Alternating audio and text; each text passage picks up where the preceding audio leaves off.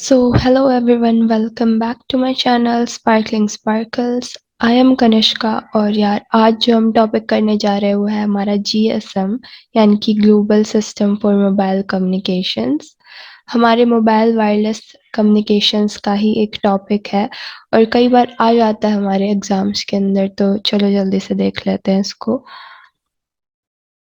तो जीएसएम सबसे पहले तो इसकी जो ये फुल फॉर्म है ना वही याद रखनी है। मुझे पता है आप लोगों को पता है ये पहले से, बट फिर भी इसको याद रखना है, ठीक है। Global system for mobile communications.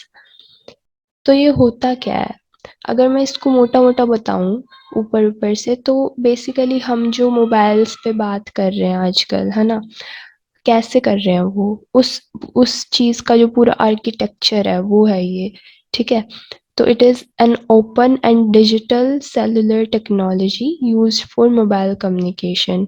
ठीक है, इतना आगे समझ। Open and digital cellular technology, हम जो अपना 2G 3G 4G ये सब यूज कर रहे हैं वो यही होता है, ठीक है। It uses four different frequency bands for of 850 megahertz, 900 megahertz, 1800 megahertz and 1900 megahertz। अगर ये आपको ऐसे याद नहीं रहती है तो डायरेक्ट रेंज लिख देना, 850 से लेकर के 1900 मेगाहर्ट्ज तक की रेंज की चार डिफरेंट फ्रीक्वेंसी बैंड्स को यूज कर सकता है ये। इसके बाद ये इंटरनेशनल रोमिंग को सपोर्ट करता है। अब रोमिंग क्या होती है, जानते हो आप लोग? अच्छा, तो बेसिकली हम जब भी अपने मोबाइल डिवाइसेस को हमारा जो नेटिव नेटवर्क है उससे बाहर कहीं यूज करते हैं, मान लो हम जब बाहर जाते हैं, अपने स्टेट से बाहर गए मान लो, तो रोमिंग लग रही होती है। जैसे इंटरनेशनल रोमिंग, आप कहीं इंटरनेशनल ट्रैवलिंग करने गए हो तो वहाँ पे आपको रोमिंग लगती है। तो बेसिकली वो इसीलिए होता है कि हम इंडिया से बाहर जा रहे हैं तो भी हमारी जो नेटवर्क है उसके अंदर डिस्टरबेंसेस ना क्रिएट हो और हम अपनी बात को जारी रख सके, अपने मोबाइल सर्विसेज को यूज कर सके बेसिकली, है ना। उसके लिए हमारी रोमिंग होती है, तो ये जीएसएम उसको भी प्रोवाइड करता है, सपोर्ट करता है।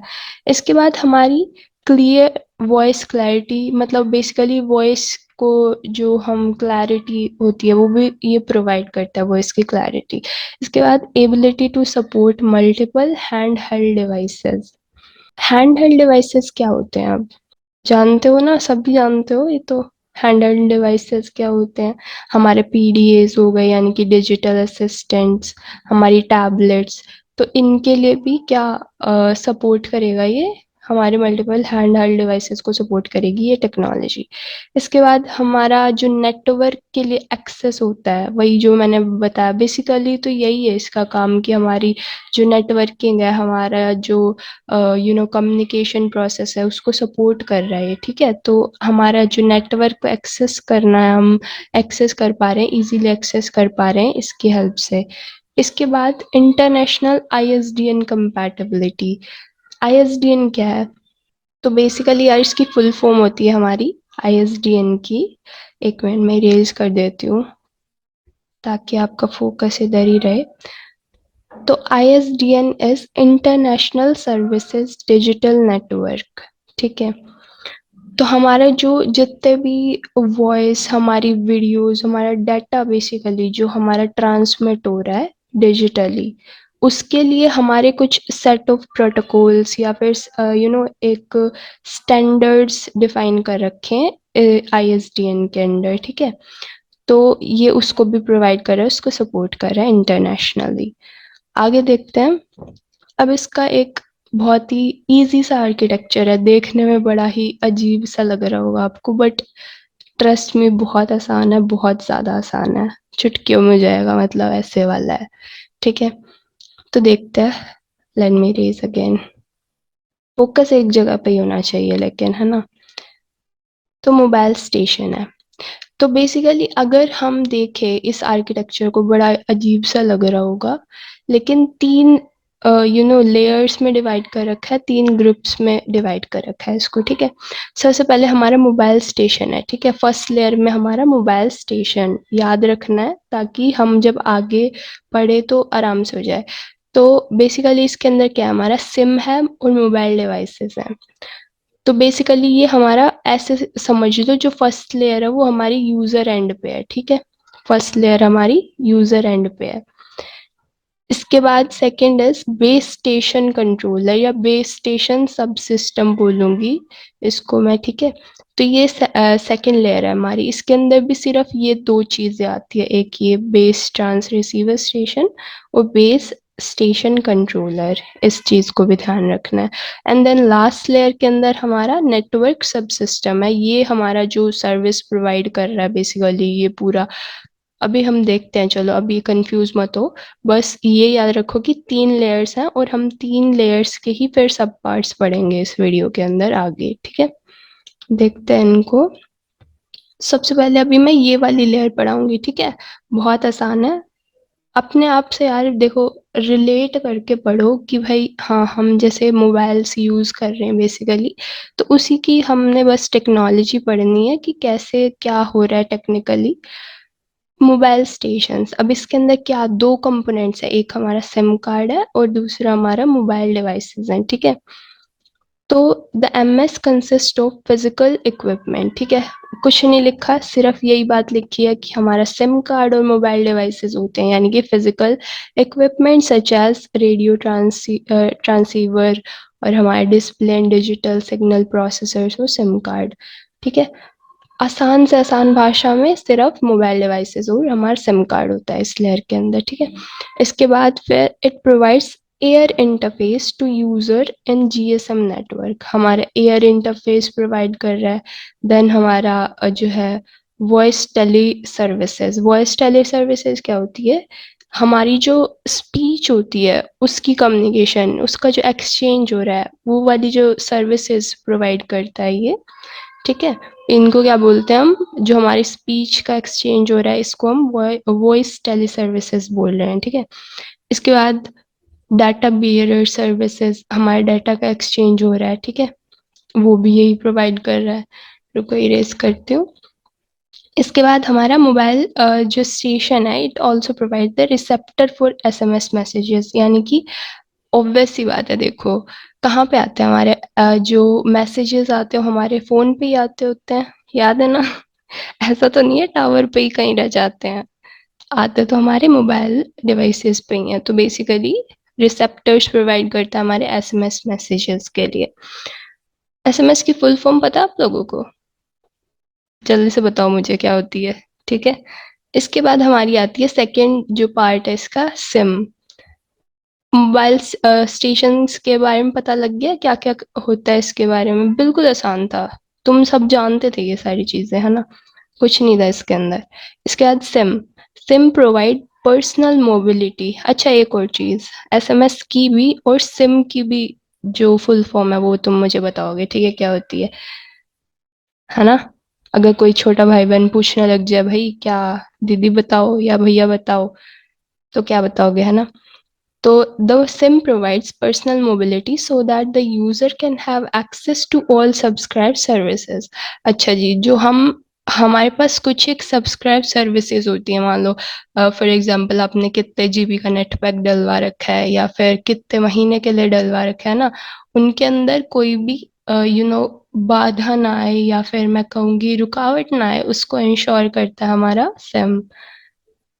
इसके बाद ओके इसके बाद हमारा क्या है, बेस स्टेशन सब सिस्टम। अच्छा एक बार फिर से डायग्राम को देख लो, तुम्हें कंफ्यूजन नहीं होनी चाहिए किसी भी टाइप की, क्योंकि यार ऐसे देखने में डरावना सा है, ये काफी आसान है, ठीक है। तो अभी ये वाला पार्ट हम पढ़ चुके हैं मोबाइल स्टेशन वाला, अब ये वाला पार्ट पढ़ेंगे, ठीक है। और इसके अंदर भी यार सिर्फ दो ही चीज है, एक ये और एक ये बेस स्टेशन कंट्रोलर, ठीक है। ये डायग्राम आप किस तरीके से, ये लाइन वगैरह तो जोड़ ही दोगे तुम, इतने तो इंटेलिजेंट होगी, है ना। तो देखते हैं इसके अंदर क्या है। The BSS is composed of two parts, जैसे कि मैंने बताया, एक होता है हमारा बेस ट्रांसीवर स्टेशन और बेस स्टेशन कंट्रोलर, ठीक है। अब देखते हैं इसके अंदर क्या माजरा है इनका, कैसे क्या काम कर रहा है, कौन क्या काम कर रहा है। सबसे पहले तो BTS के बारे में ही पढ़ेंगे। ये BTS वो वाला बैंड ग्रुप नहीं है, सिंगर्स मत समझ लेना इनको, ठीक है। बेसिकली यार ये हमारा क्या है, जो हमारे टावर्स लगे होते हैं, है ना, तुम हर जगह देखते हो टावर्स लगे होते हैं मोबाइल वाले, जिनके ऊपर कबूतर बैठे दिखते होंगे तुम्हें।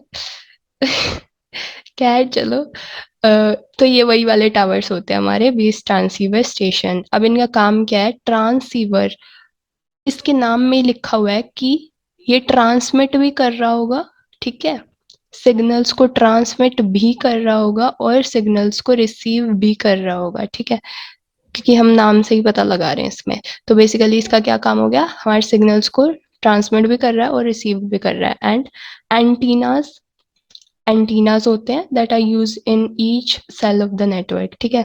बहुत सारे जो है हमारे पास बीटीएस हो सकते हैं, जिनको फिर बाद में कंट्रोल करेगा ये हमारा बेस स्टेशन कंट्रोलर, ठीक है भाई। इतना हमें समझ आ चुका है अभी तक। तो बहुत सारे जो मोबाइल्स हो रहे थे, मतलब 1 2 3 4 5 6, है ना, मोबाइल्स हमारे जुड़े हुए हैं हर जगह, बहुत सारे मोबाइल्स थे, उनको जो रेंज प्रोवाइड कर रहा है वो हमारा क्या था, ये वाला टावर। बोलते हैं ना हम, टावर से रेंज आ रही है ये वो, तो वो यही सब आ रही है। और फिर उसके बाद इन टावर्स को भी जो कंट्रोल कर रहा है, तुमने देखा तो होगा ही, बड़ी बड़ी छतरियां सी लगी होती हैं वो, है ना, बेस स्टेशन कंट्रोलर, वो ये कंट्रोल कर रहा है इन बहुत सारे टावर्स को। अच्छा, और बीटीएस का क्या काम होता है इसके अलावा हमारा, लेट मी रेज अगेन। हाँ जी, तो एनकोडिंग, इंक्रिप्टिंग, मल्टीप्लेक्सिंग और मॉड्यूलेटिंग, ये चारों टर्म्स मुझे पता है, तुम जानते हो, तुमने पढ़ रखी है ये नेटवर्किंग में, है ना। फिर भी मैं बता रही हूँ एक बार ताकि रिवाइज हो जाएगी तुम्हें। एनकोडिंग हमारी बेसिकली क्या होती है कि हम अपने सिग्नल्स को या जो हमारा डाटा आ रहा है हमारे पास, उनको एक चेंज करके एक स्पेशल फॉर्मेट में डाल देते हैं ताकि हमारा ट्रांसमिशन अच्छे से हो जाए। इसके बाद इंक्रिप्शन वाली बात आती है। तो इंक्रिप्शन तो तुम जानते ही हो यार, हर जगह यूज होता है सिक्योरिटी के लिए, ठीक है। तो वही बात है कि हम फिर से इसको भी क्या करते हैं, एक फॉर्मेट के अंदर डालते हैं। हम साइफर टेक्स्ट बना लेते थे, याद है तुम्हें, साइफर टेक्स्ट बना करके और फिर आगे इसको भेजा करते थे। और फिर जब हम रिसीव भी करते तो रिसीविंग एंड पे भी क्या होती थी इसकी, डिक्रिप्शन होता था। उसके बाद हमारा प्लेन टेक्स्ट मिलता था हमको, ठीक है। फिर मल्टीप्लेक्सिंग होती। तो मल्टीप्लेक्सिंग के अंदर क्या है, हमारे बहुत सारे सिग्नल्स आ रहे हैं और वो बहुत सारे सिग्नल्स एक सिंगल सिग्नल के अंदर कन्वर्ट हो जाते थे। और मॉड्यूलेशन के अंदर क्या होता था कि जो हमारा डाटा है बेसिकली वो रेडियो वेव्स के अंदर कन्वर्ट हो रहा है ना। तो थोड़ा थोड़ा सा मैंने बता दिया, तुम्हें याद आ गई होंगी सारी की सारी प्रोसेस बेसिकली, ठीक है।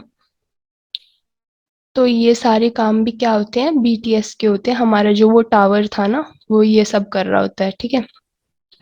अब जो नेक्स्ट पार्ट हम देखेंगे वो है हमारा बीएससी, यानी कि बेस स्टेशन कंट्रोलर। तो BSc manages the radio resources for one और मोर बीटीएस। अच्छा जी, तो अब भी मैंने बताया था कि बहुत सारे जो ये ऐसे ऐसे टावर्स लगे होते हैं हमारे सिस्टम के अंदर, एक जो एक एरिया है बड़ा सा जोग्राफिकल, उसके अंदर जितने भी रेंज के हिसाब से डिवाइडेड होगा, और जितने भी टावर्स ये लगे होंगे इनको जो कंट्रोल कर रहा होगा वो हमारा बेस स्टेशन कंट्रोलर कर रहा होगा, ठीक है। It handles radio channel setup, frequency hopping and handovers. अच्छा जी, तो रेडियो चैनल सेटअप हमारा ये इसको कंट्रोल कर रहा होगा, फ्रीक्वेंसी होपिंग, ठीक है, इसको भी कंट्रोल कर रहा होगा, और साथ में हैंडओवर्स। हैंडओवर्स क्या होता है, सैटेलाइट वाले में पढ़ लिया होगा वैसे तो, खैर फिर भी जो हमारा एक सैटेलाइट से दूसरे सैटेलाइट में हमारा कंट्रोल शिफ्ट हो रहा होता था, ठीक है, उसको हम हैंडओवर बोला करते थे। इसके साथ साथ the BSc is the connection between mobile and MSc. अच्छा, ये वाली बात को मैं आगे बताऊंगी, या फिर पीछे वाले डायग्राम से समझते हैं इस लाइन को क्या कहना चाह रहा है। सबसे पहले इरेज करेंगे। हाँ जी, तो इसकी बात हो रही थी, ठीक है। ये एक कनेक्शन की तरह एक्ट कर रहा है इसके मोबाइल डिवाइसेस और हमारे एमएससी के बीच में, ठीक है। ये हो गया हमारा बीएससी, समझ आ गया इतना। ये भी एक काफी इम्पोर्टेंट पार्ट है यार, ये आगे हम देखते हैं अभी क्या करेगा, अगले इसी पे ही आ रहे हैं हम। हाँ जी, तो ये समझ आ गया था आपको। ये सारे काम ये कर रहा है हमारा base station subsystem. Next is our network switching subsystem यानी कि एनएसएस। ये हमारी लास्ट लेयर है और यस अब हमारा आर्किटेक्चर खत्म हो जाएगा। हमने पढ़ लिया है और हमको बहुत अच्छे से समझ में आ जाएगा। तो चलो, the MSc performs the switching off calls. अब इस वाले पार्ट की बात कर रहे हैं, ठीक है। एमएससी है ये और ये काफी इंपॉर्टेंट है। The MSc performs switching of calls between mobile and other fixed और mobile network users। यानी कि जो कॉल की स्विचिंग हो रही है, बहुत सारे मोबाइल सर्विसेज हैं। मोबाइल सर्विसेज जैसे टैबलेट ही हो गई हमारी, पीडीएस हो गई हमारी, मोबाइल ही है। तो इन सभी के अंदर जो हमारी कॉल की स्विचिंग होगी या फिर जो हमारे फिक्स्ड है, फिक्स्ड कौन सा रहेगा, हमारी लैंडलाइंस हो गई जैसे, ठीक है। इनके बीच में जो कॉल की स्विचिंग हो रही है वो हमारा एमएससी प्रोवाइड कर रहा है। इसके बाद रजिस्ट्रेशन, ऑथेंटिकेशन, लोकेशन अपडेटिंग। तो अगर हम ध्यान से देखें तो ये एक सर्विस प्रोवाइडर की तरह एक्ट कर रहा होता है हमारा, ठीक है। जो सर्वर है, हम सब क्या थे, जो हमारे पास मोबाइल है, हमारे मोबाइल डिवाइसेस हैं, हम इनको यूज कर रहे हैं, हम क्या है, इसके क्लाइंट हैं, ठीक है। और ये हमारा सर्वर है। तो ये ऐसे एक्ट कर रहा है। इसके बाद registration, authentication, location updating, handovers, call routing to a roaming subscriber. तो ये सारे काम ये कर रहा है और इन सभी के तुम मतलब अपने आप जानते हो। बस तुम्हें एक तरीके से मैंने रिवाइज कराया है ये सब, ठीक है। इसके बाद ये बात हमेशा याद रखना कि ये एक जो एमएससी होता है उसके पास एक यूनिक आईडी होती है हमेशा, ठीक है। यूनिक आईडी तो होनी जरूरी होती है यार, ताकि हम यूनिकली आइडेंटिफाई कर पाए हर एक चीज को अलग से, ठीक है। Let me raise again. और हम देखते हैं अब आखिरी पार्ट हमारा। अरे ये क्या हुआ? हाँ जी, इरेज किया हमने। और ये जो लास्ट पार्ट रह गया ये काफी ज्यादा इम्पोर्टेंस तो नहीं रखता है, बट फिर भी मैं बता देती हूँ कि ये है हमारी फिक्स लाइन टेलीफोन नेटवर्क्स। ये क्या है, हमारे जो लैंडलाइंस होते थे पहले के टाइम में हमारे पास, है ना। तो अब तो काफी कम यूज हो गया है इनका, तो हम इतना बात नहीं करते हैं इनके ऊपर। मोबाइल ही हम यूज कर रहे होते हैं, हम सभी के पास स्मार्टफोन्स है ना। उसी पे ही हम वीडियो देख रहे होंगे, वो भी एग्जाम से 2 दिन या 1 दिन पहले या एक रात पहले शायद, है ना। खैर चलो, बढ़िया होगा हमारा एग्जाम, हमें पता है। तो यार यही था बस इसके अंदर, और मैंने करा दिया है। मेरे हिसाब से आ जाना चाहिए ये पूरा डायग्राम आपको समझ में अभी तक तो। और काफी आसान था, हम अगर रिलेट करके समझते हैं तो। बस हमने मोबाइल्स और हमारे जो टावर्स होते हैं मोबाइल वाले और जो हमारा सर्वर है बेसिकली, इन सभी के बारे में पढ़ा है, थोड़े से इनके रोल्स के बारे में पढ़ा है, ठीक है। ज़्यादा कुछ नहीं था। सो यार थैंक यू वेरी मच, आपने लास्ट तक इस वीडियो को देखा, बने रहे आप। और मैं विश करती हूँ कि आपको समझ आ गया होगा जो भी मैंने इस वीडियो में बताया। I will leave now. अगर आपको वीडियो पसंद आई हो तो आप लाइक कर सकते हैं और चैनल को बिल्कुल सब्सक्राइब कर सकते हैं। अगर आपको कंप्यूटर साइंस से रिलेटेड और ऐसी वीडियोस चाहिए और हमारे एग्ज़ाम्स में बहुत हेल्प होने वाली है उन वीडियोस से। सो बस यार इतना ही है। Thank you very much for watching this. Bye bye, take care, I will meet you in the next video.